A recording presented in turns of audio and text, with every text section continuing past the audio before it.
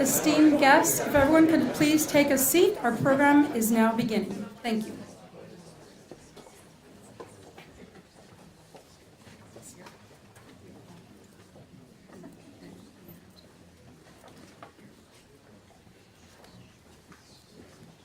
Wow, they've got the ribbons set up. Hi, everybody. This is really, really exciting to be here. I'm so glad to see this turnout. This program was one of the first programs I got involved with when I first got to Cornell, and it has been just amazing to watch it develop. I want to start by recognizing some wonderful people we have with us here today. Ms. Manhattan Borough President Gail Brewer. Where's Gail? I saw her. There she is. Gail is with us. Thank you. And City Council Member Ben Kalos is also here with her. Cornell Tech's Dean, Dan Huttenlocker. Everybody knows Dan. And Ray Jarawadana, the Dean of the College of Arts and Sciences. We have with us the Milstein Program Faculty Directors, Amy Villarejo and Tappan Parikh. I saw Tap. There's Tap in the back there. We have a number of them, our Board of Trustee members. I won't introduce all of them. We have Milstein Program Council Advisory members. We have other members of Cornell and the Cornell Tech community. In the back there, we have our wonderful first class of Milstein Program students.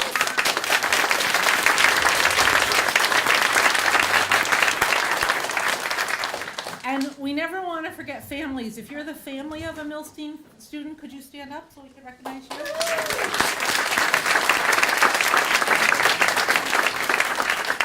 And last, but actually not just least, but most importantly, I want to introduce the Milstein family, Howard, Abby, and Michael, who, along with our students, are the reason we're all here today. Could the three of you stand up?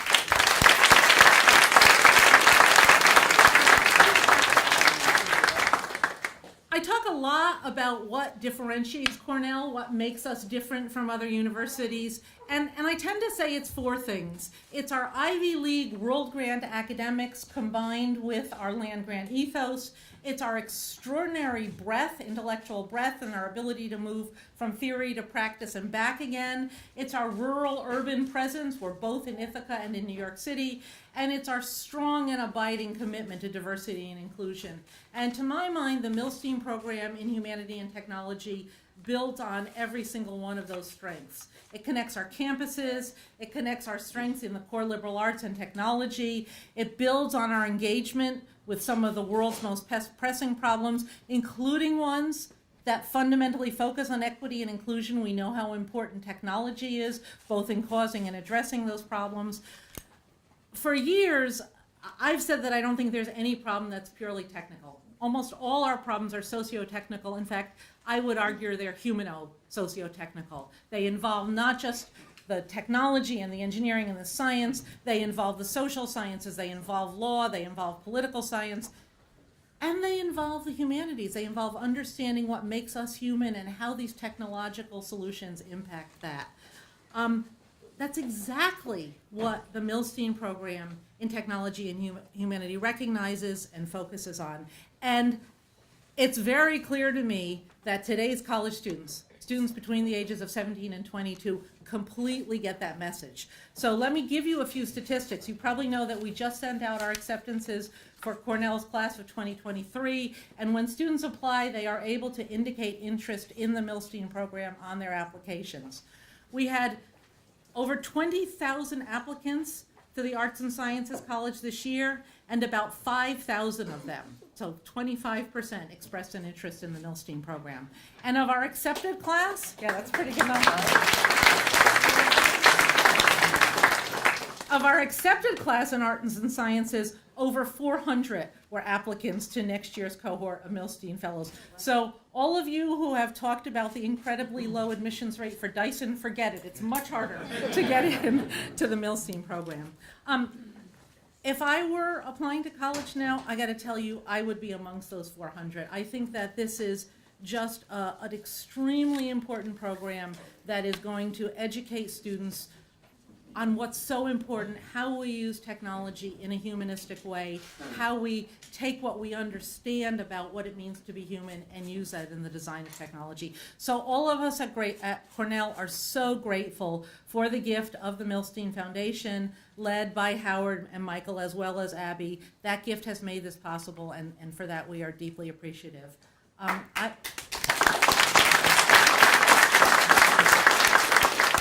I would like to let Dean Ray Jayawadana, Dean of the College of Arts and Sciences, say a few words.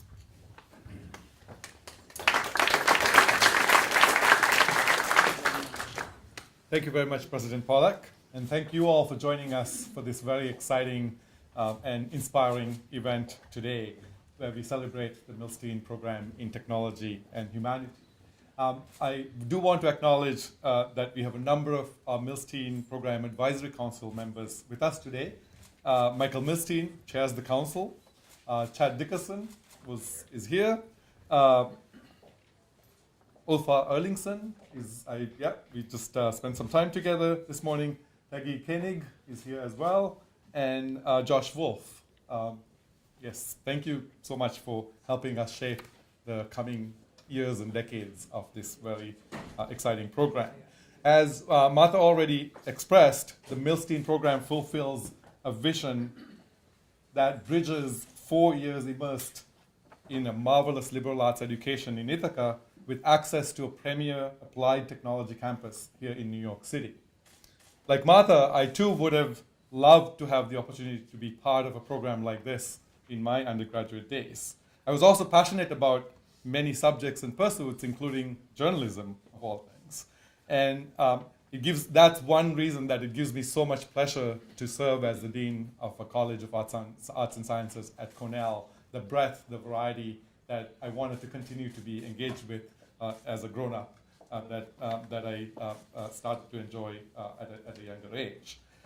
Just a few days after my arrival in Ithaca last September, actually the very first event I attended as Dean was a barbecue with our inaugural cohort of Milstein students. And I was struck by the incredibly thoughtful ways in which they expressed how they plan to combine and make the most of their divergent interests. They talked about developing algorithms that would compose classical music. They talked about combining computer science with Asian studies. This was a very inspiring moment for me as a new dean to meet students with had such incredible thoughtfulness about them in the way they wanted to explore these interests and combine them during their time at Cornell and in their lives. What I find most interesting, of course, about the Milstein Program is that it takes all the exploration and discovery that are the hallmarks of a true liberal arts education and frames it within the context of technology and innovation. And that's an imperative to lead in any industry today. Yet surprisingly, no other program in the country is addressing this imperative in the way that the Milstein Program does. So we're very, very proud of that. We are placing a bet to lead with philosophy, art history, physics, linguistics, any of the core disciplines of a liberal arts education, because we already know the recipe for creating a robust intellect that is well-informed and versatile. The technology is the means of expression, but the foundation and the inspiration live in arts and sciences. The imperative lies in the successful application of that inspiration, that foundation, and that's where Cornell Tech and its location on this river of commerce provides us with a comparative advantage. In the very brief span that the Milstein Program has existed, the bet is already paying off. We can see it. We're seeing the value of the program not only for the truly privileged Milstein students, but also for the broader body of students and faculty on our Ithaca campus.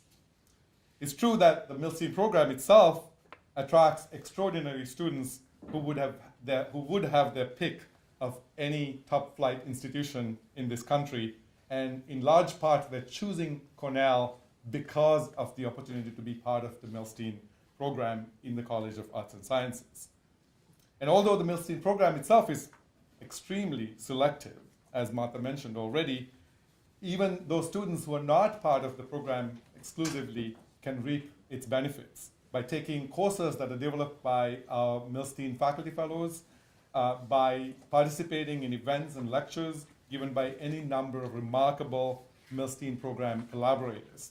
Just to give you one example, Oscar Eustace, a leading light of the New York theater scene and a member of the council of the program, is hosting our students tonight at Public Theater here in New York City and will be in Ithaca in 2 weeks to spend time with Milstein students as well as many others in the college. And we're very excited to host any number of such remarkable people that are being attracted and supported by the program but end up benefiting the broader campus as well. And whenever we encourage our faculty to collaborate with each other within and across the college, we find that amazing things happen. Arts and Sciences has a deep and storied history of collaboration, from ongoing research between physics and the College of Engineering, our shared biology departments with the College of Agriculture and Life Sciences in Ithaca, and the radical collaboration across arts and humanities that's called Critical Inquiry into Values, Imagination, and Culture, or CIVIC. The Milstein Program has accelerated the kind of collaborations that could happen between arts and sciences faculty in Ithaca with Cornell Tech faculty right here in New York. And we're very, very excited to see what would come out of those collaborations in the coming years. I'm deeply grateful to the Milstein family, to my predecessor, Gretchen Ritter, and Dan Huttenlocker, who created this program for its inception, for its conception, and for bringing it into this world. And I also want to recognize and thank Emi Villarejo, the faculty director of the program, who's brought a lot of vision and clarity to its implementation. Considering the highly inspiring and enriching education that our Milstein program offers, as well as the creativity and the passion that the students themselves bring to it, I really cannot wait to see the exciting discoveries and transformative contributions that they will make both at Cornell and beyond. So let me call upon Dan for a few remarks. Thank you.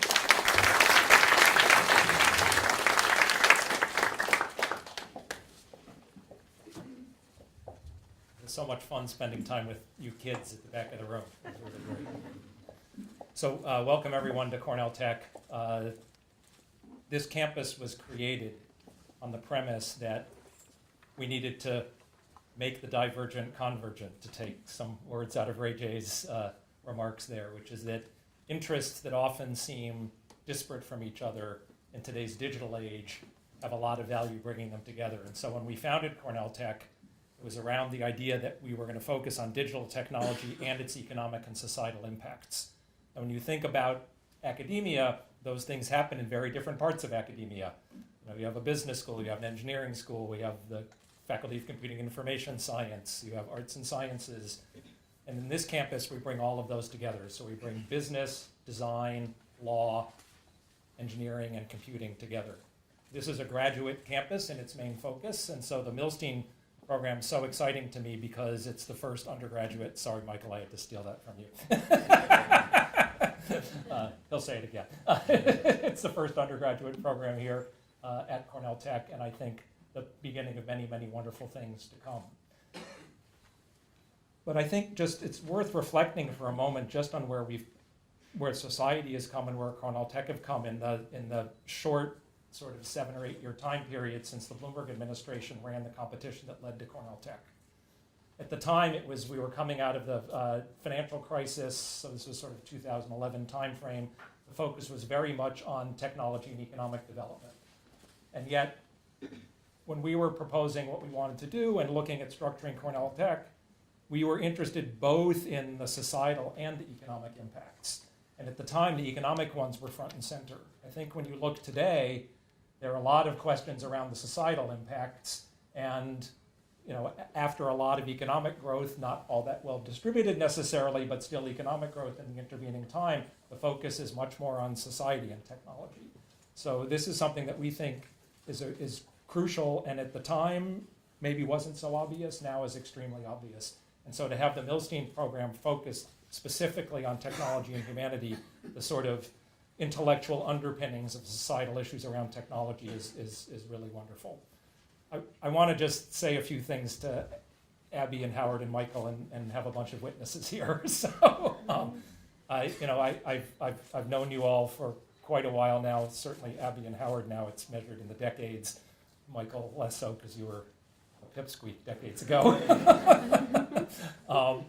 And it's just been such a pleasure working with you. This is partly personal because I'm leaving Cornell for MIT this summer, and so this is personal in very many ways for me. But it's my alma mater, right? It's going back to where I'm from.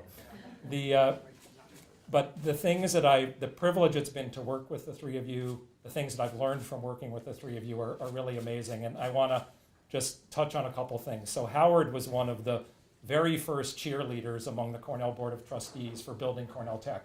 And if you think about this campus, it's an incredibly risky thing for a major institution to have undertaken. At the time, it looked like wonderful potential, lots of the potential being downside. And Howard understood what the upside was and was just amazing at helping the rest of the board understand that. Michael came to me. Were you still in? Probably right after you graduated. This is probably 1 year after graduating from Arts and Sciences at Cornell, and said, "We have this great idea for this undergraduate program at Cornell Tech." And Michael tells this story much more politely than I do, so I'm going to tell the real version. I said, "Michael, just leave me alone." That is a wonderful idea. We are trying to do too much, and any startup leader knows if you don't focus, you fail. And we're focused on the things we have to deliver to the city of New York in the next few years, and that's all around graduate education and research and economic development. Come back in 3 years. And to Michael's credit, he came back every year, just politely, and here we are now today. And so I think the persistence of all of you as a family, the vision of you all as a family, has contributed enormously to Cornell Tech above and beyond this fantastic program, and I really want to thank you for that. So.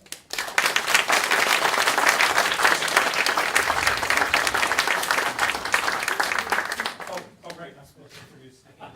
I failed. Focus. I got focused on the Milsteins, but it's my deep pleasure to introduce James Patchett, who's the you're called president or CEO or whatever, but president and CEO of the Economic Development Corporation here in New York City. EDC has been our partner in the development of Cornell Tech since the very beginning.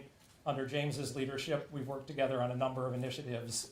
He's been an amazing partner, and I know he will remain an amazing partner as in the future. And so it's really my pleasure to have you here today. Thank you. When I heard your remarks, I was going to say I thought we compared notes beforehand, but then when you failed to introduce me, it was clear that we did not. No, it's in my notes. Yeah. But my notes are in my pocket. Okay. Well, my first note says thank you for the kind introduction, so I'll say that. Okay, good afternoon. In addition to thanking Dan, I want to thank President Pollack for having us today and for unbelievable leadership of Cornell at this important time. Having a computer scientist at the head of Cornell, I think, speaks volumes about the future, and it's so critical at this moment. So thank you for your leadership and your continued partnership. I look forward to conversations about the future of this very campus. I also want to thank our elected officials who are here today to join us. Carolyn Maloney, our Congresswoman, who's here and will speak right after me, and of course, Borough President Brewer and Councilmember Kalos for their leadership and support. Of course, most importantly, I want to thank the Milstein family for their generosity and for the vision to make this happen. This, as Dan said, this moment could not come at a more important time. When EDC set out in 2010 to bring a technology campus to New York City, we envisioned something that would bring more innovation here. And honestly, Cornell Tech has exceeded our wildest expectations.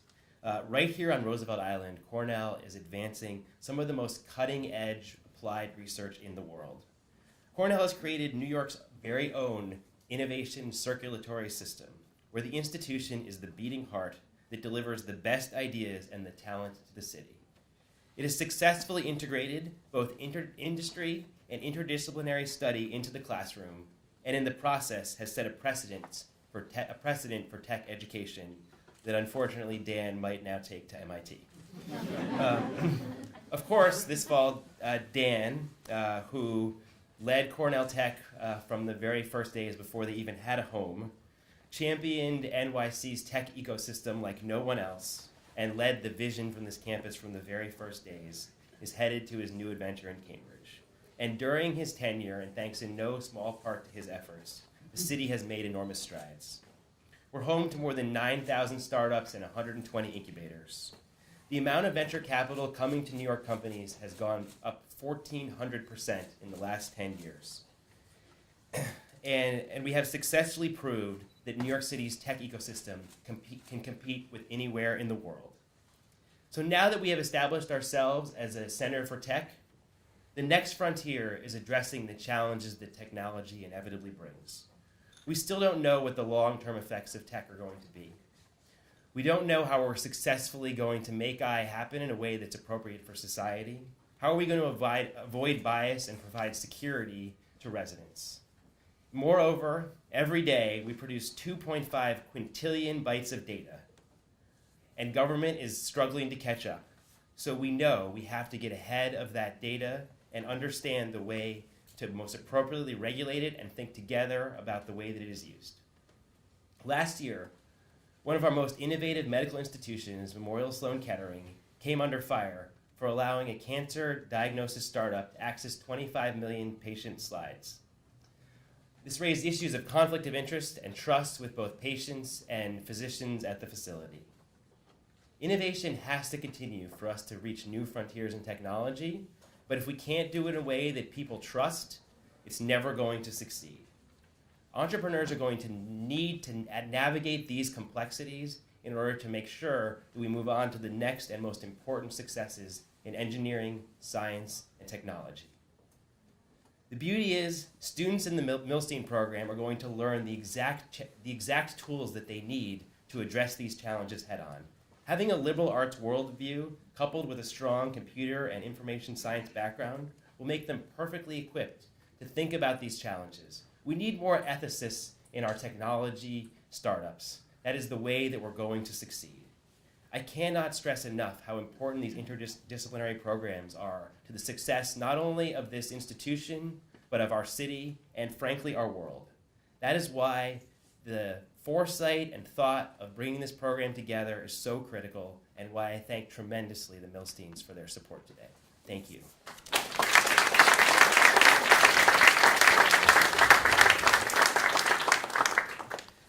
It's now my great pleasure to introduce Carolyn Maloney, the United States Representative from the 12th Congressional District of New York. Wait, I'm going to say a few words about you. Come up here. Representative Maloney has a number of responsibilities, but one of them most important is that she's currently a senior member of the House Financial Services Committee, where she serves as chair of the Subcommittee on Investor Protection, Entrepreneurship, and Capital Markets. We are, I think, really lucky to have someone who is so interested in entrepreneurship as the representative for the Cornell Tech district, and we're very, very happy that you're here with us today, Representative Maloney. Thank you so much. Thank you so much, President Pollack, and my deepest appreciation on behalf of the city and my constituents to the Milstein family, to Howard Abbey and Michael for this incredible generous gift of the future and helping young people in education. It's always a great inspiration to come to Cornell Tech. It's one of my favorite places. We have a beautiful park. You go and walk around the Four Freedoms Park, and an incredible school, and Cornell just did such a great job. They not only beat out major competitors all across the United States, but internationally. It was an international competition. But I just want to talk a little bit on what James just mentioned. I'm coming from a Democratic conference that we had on the challenges of tech and what is going to happen in the future with technology, with robots, with the privacy challenges, the government's role in trying to preserve the humanity of a tech industry that is becoming so powerful and moving so quickly. It's hard to keep up with all the changes that are happening. So this new Milstein Program in Technology and Humanities at Cornell Tech is greatly needed, and we deeply, deeply appreciate it. As one who served the city, first at the City Council and then in Congress, one of our major concerns was about diversifying the economy of New York City. And EDC was deeply involved in it. We were constantly trying to attract technology, attract tech companies, and become diversified. The minute we started building this, all the tech companies came and had their headquarters here. And we almost had Amazon, which I strongly supported. But it was amazing. They wanted to be here. And and that was a big competition. 225 localities competed for it. And I asked them several times, why did you choose New York? And their answer was the people, the educational system, i.e. Cornell Tech, the talent, the mixture of creativity and innovation that are all part of New York. And Cornell Tech is such an important part of it. And I have to mention it was one of the most successful, I would say, public-private partnerships that I've ever seen. And I want to thank my partners in government that were such a big part of this. Gail Brewer, our borough president, and Ben Kalos, our council member, and Rebecca Seawright, our state assemblywoman, all very talented and dedicated to bringing this whole program into a reality. So I believe that having the humanity part of it is going to be so important, because we don't know the answers of how we're going to bring tech and humanity together in a way that serves the country and protects our people in many ways. So I'm very, very delighted to be here to congratulate Cornell Tech on another extraordinary achievement on this exciting new program, and to thank the Milstein family for their generosity and vision in making this happen. And since it was first conceived, Cornell Tech campus has been creating new opportunities and making it possible for young people to realize their dreams. And the fact that so many startups have already come out of this. In fact, we even moved a patent office to the campus for the new ideas. That's how excited the federal government was about this. And so with this incredible gift, the Milstein family is opening the doors for non-tech people, people whose first love is the arts, humanities, and sciences, to realize their dreams through technology. This program will help end the siloing of education, tear down the walls between the humanities and technology. In the future, creative people will need expertise in both the arts, technology, and those with that expertise will be incredibly valuable. In America, we've always valued the liberal arts education, recognizing that college isn't supposed to be a trade school. It's supposed to be an education, an opportunity to explore ideas and take courses in a broad array of disciplines. This takes the idea into the modern era, giving young people a chance to combine interest. For undergraduates in the arts and sciences school at Cornell, to gain an understanding of how computer science can help them realize their dreams. Cornell Tech was created with the idea of educating people who would be entrepreneurial, who would take their interest in technology and create new startups that would diversify our employment sector. I think this is another incredible legacy for New York from the Milstein family. Thank you very much on behalf of the people that I'm privileged to represent.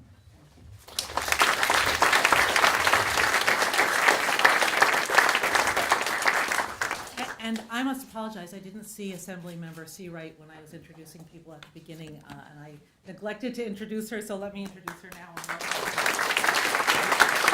Thank you. Okay, so now I get to tell you a little bit about the Milsteins. And I'm going to emphasize a little bit, because if I were actually to tell you about everything that the Milsteins have done for Cornell, the wonderful lunch they have out there, we would be eating it for dinner.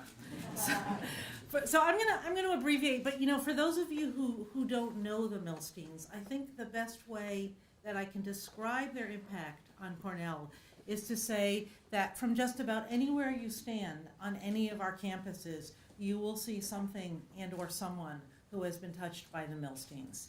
So a few examples. Milstein Hall, up in Ithaca, art, architecture, and planning's signature building, which was named in honor of Paul Milstein, Howard's father and Michael's grandfather, and it has the beautiful Howard and Abby Milstein Auditorium within it.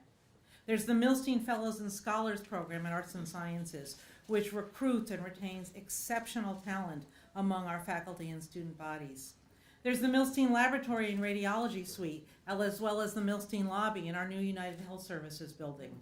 There's the Howard and Abby Milstein Program in Medicinal Chemistry and the Milstein Chemistry Core Facility at Weill Cornell Medicine. Wherever you look, you see something that this family has done to improve Cornell.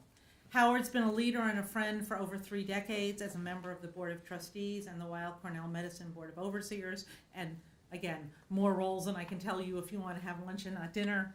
Abby has served as an advisor to the Cornell University Library and the College of Art Sciences, including, in addition to many other roles with other institutions, such as the New York Public Library, Harvard University, and the Board of New York Legal Assistance Group, to name just a few.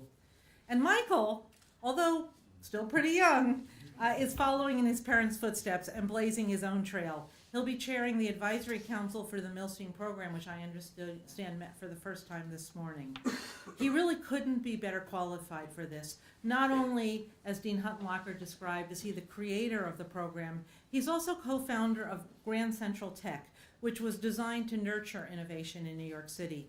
So this program, this Milstein program, is really a natural outgrowth of all of the philanthropy and all of the interest of this family in the growth of technology in New York City. We are so proud to have the Milstein name on the program. It's really fitting to have this bridge between New York and Ithaca named Milstein.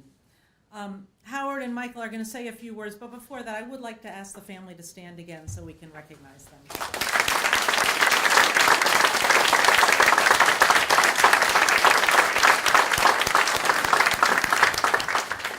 Howard and Michael. Thank you, Martha. What a wonderful day that we've arrived at. And I'm going to rely on my son to make most of the remarks, but of course I have to say something. First of all, I want to acknowledge our political representatives who are here. Most of all, Carolyn Maloney. And in fact, I have to acknowledge that when we had the opening of this Cornell Tech facility some years ago, it was Carolyn's idea that it had been announced that we were going to have this program. She said, but you ought to have an opening of the Milstein program when it's ready. And she said, if my schedule permits, I will come and make a speech. So with that encouragement, here we are today. I also want to thank Ben Kalos, Rebecca Seawright, and Gail Brewer for all their efforts in helping this come to fruition today, and in advance for their efforts in the future. So I was a bit wistful this morning as I got out of the car to come here because I was reminded, and I'm wearing my name tag. They said I have to take this off for the photos. I'm going to take it off now, but you see it's on my right side. Now most people put these things on their left side, over here. But Steve Weiss, a great leader of Cornell, once told me, he says, when you step forward to shake someone's hands, they're going to see this side. And so Cornellians, you'll see a lot of them have their name tag on the right. And this, remembering Steve, of course, I've been on the Cornell board and worked with Kip Kiplinger for 5 years or so, 10 years with Steve Weiss, or maybe even more. I think Steve may have been chairman for 18 years. And then Harold Tanner, and of course Bob Harrison. And I mention all this because Cornell has been blessed with outstanding leadership. Currently in the person of Martha Pollack and in the person of Dan Huttenlocher. These are people who've made a difference to the impact and the quality that Cornell expects and hopes to bring to the world in a consistent manner. So I want to think of, as I think of Steve, and I think of the fact that at 67, I've been to quite a few of these events, and I'm not sure how many more, lie in the future, but this is certainly one to relish. And it brings to mind a bigger thought, which is that we shouldn't, as we aspire to the knowledge of the future, represented by this program. We shouldn't forget the wisdom of the past, also represented by this program. So this is a wonderful day of celebration. It's something that our family has done together. And I think it was fitting, Martha, that you mentioned Abby's role at the New York Public Library. We have the president of the New York Public Library, Tony Marks, here today. There you are, Tony. And she brought that knowledge base to Cornell. So that's all wonderful. With Jim Padgett here today, he knows, of course, that we have our own little mini economic development thought within our family businesses, and that a decade ago, Michael started thinking about the fact that, well, New York could use some of the innovation economy in our economy to bolster what's going on here on the East Coast.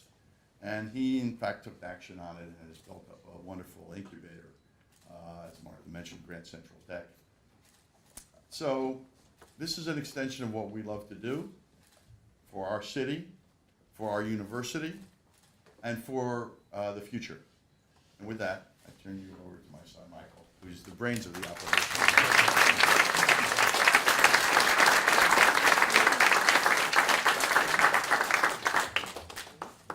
Well, this is a very fun day for me. It's been a long time coming, and it is very cool to stand up here. So first of all, thank you, Dad, for the wonderful introduction.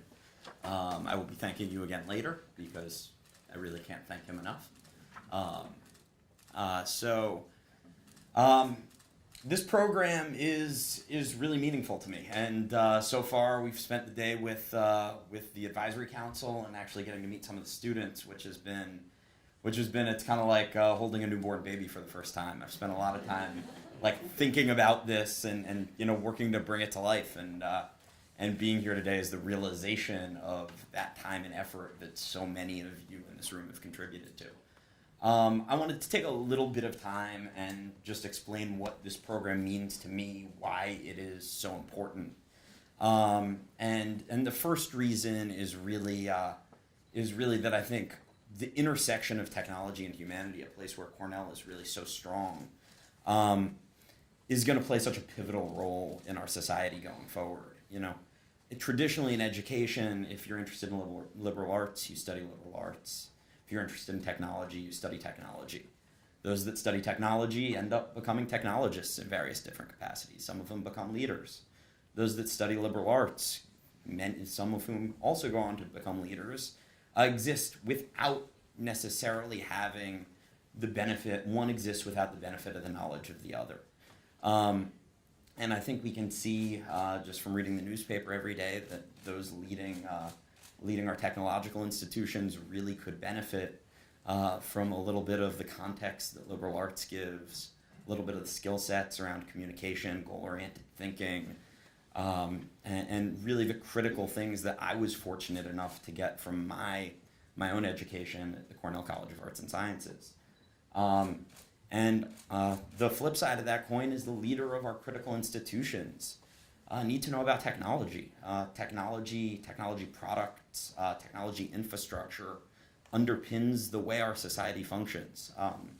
Most of the things we do involve technology in one way or another. And so whether it's a leader of a large Fortune 500 company, a civic leader, philanthropic leader, having a background in technology and understanding how those products are made, the infrastructure our kind of world now depends on, is more and more critical every day. I really think that it's as critical for the decision makers that be, whether they be private sector or public sector, to understand technology the same way they understand kind of basic science or basic economics, which actually probably might not be the best examples these days. But I think that as we roll out this program, it's really inspiring to me to take a cohort of super talented young people and bring to them both perspectives.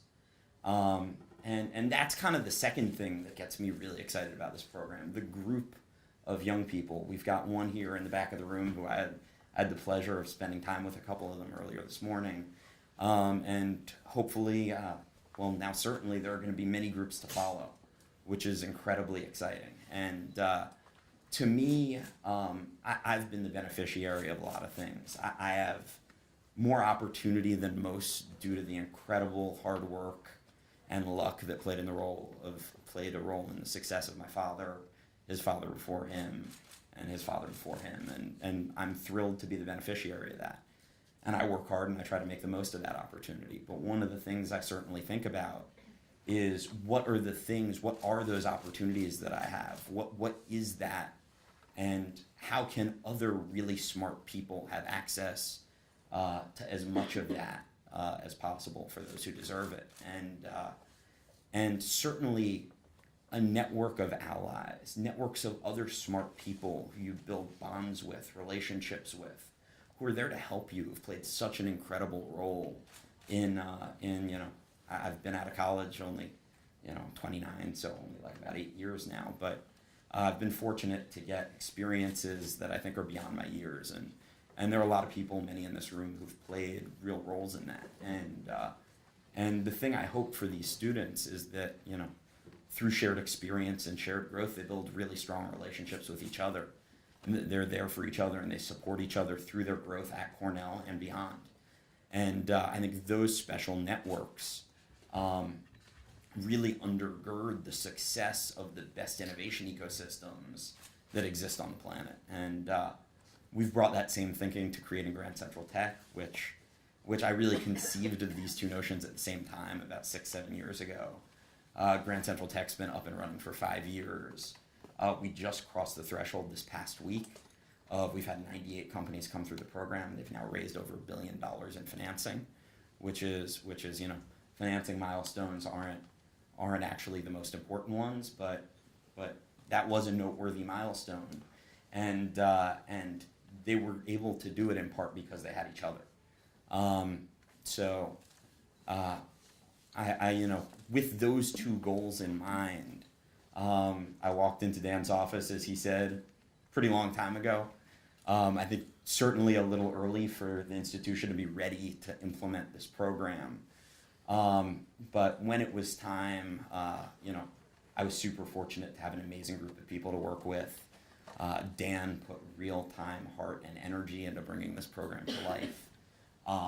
And at the time where we really spun it up, it also was fortuitous that Hunter Rawlings had come back for his third term as president.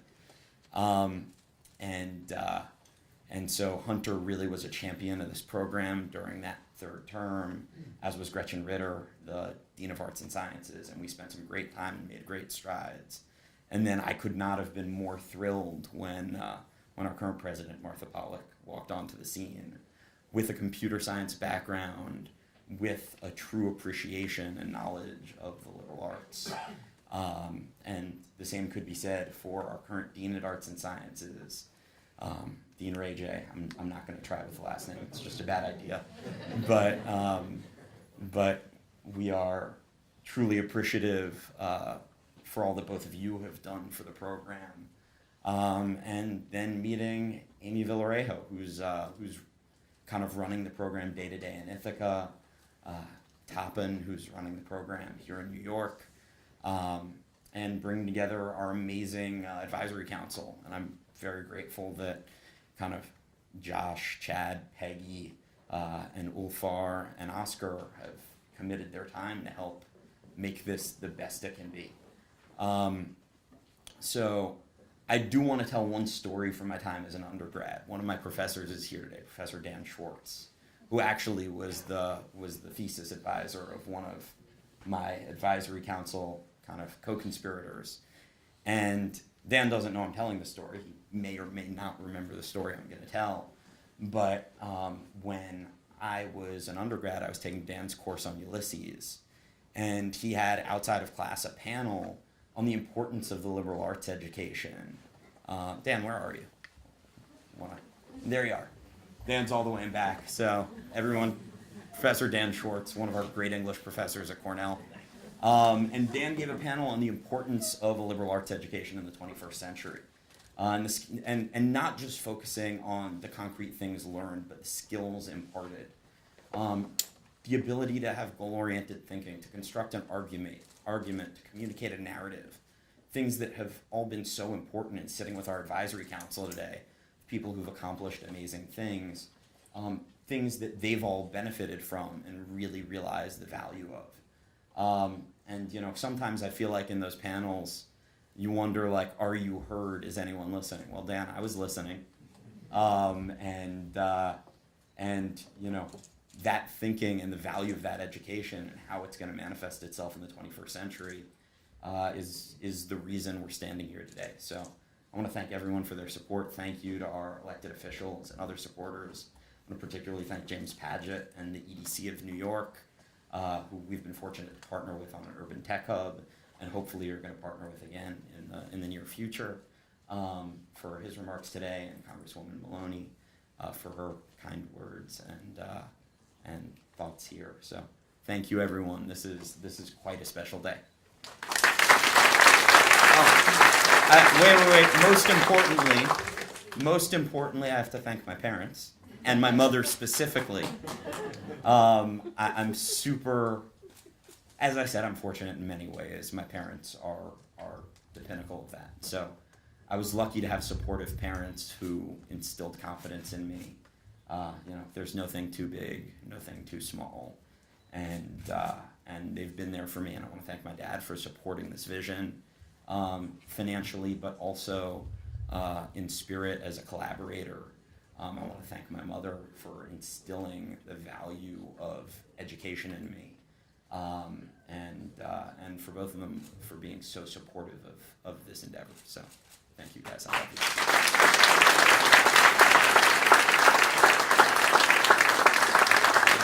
Okay, we have one last thing to do, and that's the ribbon cutting. Let me invite all the students to come up. Dan and Ray, why don't you join us also? After the ribbon cutting, we hope you'll all stay for lunch, and at the end of lunch, we're going to show a video, an incredible video that the students made of this program.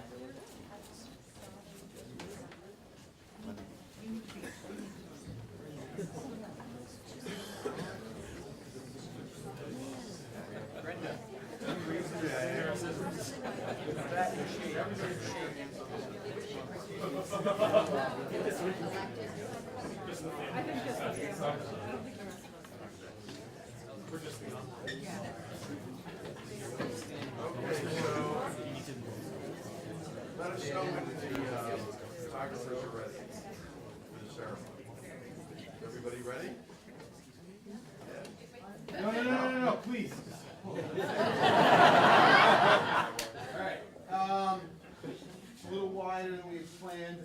Everybody looking up here, please. Wonderful. Okay, you can go ahead. 1, 2, 3.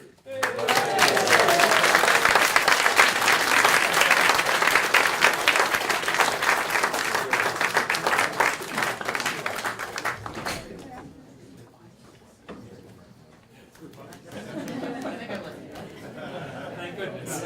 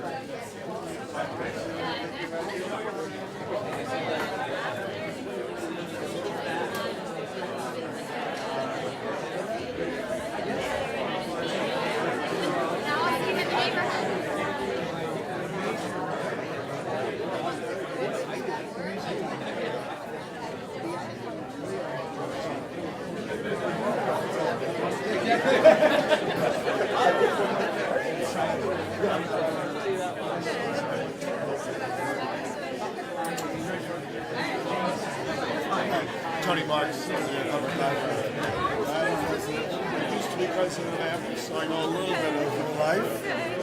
I hope you enjoy parts of it. Congratulations.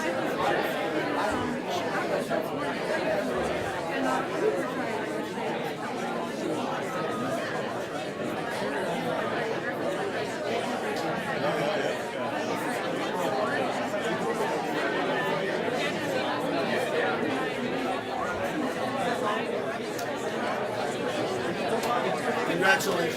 Thank you so much.